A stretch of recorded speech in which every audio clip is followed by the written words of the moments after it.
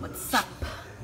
Kung gusto nyo makatipid, pumunta kayo ng Bangkerohan.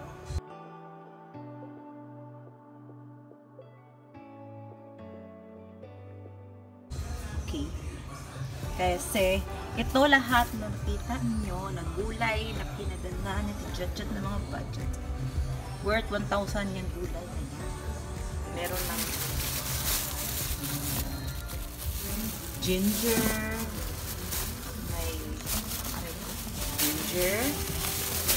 merong tomatoes, may sa ganito kulikot,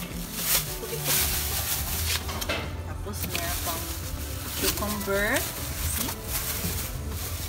Masyadong mura lang sa Bangkerohan. Mura lang. Ay.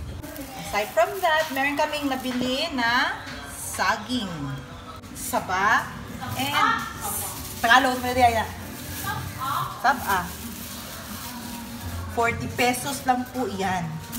Dalawang ganyan. At saka ito, kamote.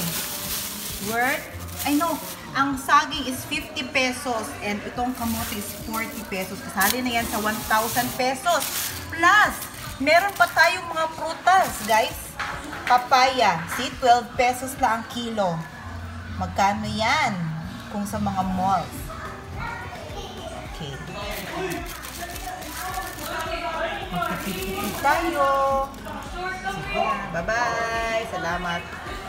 Sorry, hindi na ako mag-video. Sarili ko sa harapan nyo. Kasi, nagkakatapos ko lang, naligo, and magulong buhok ko.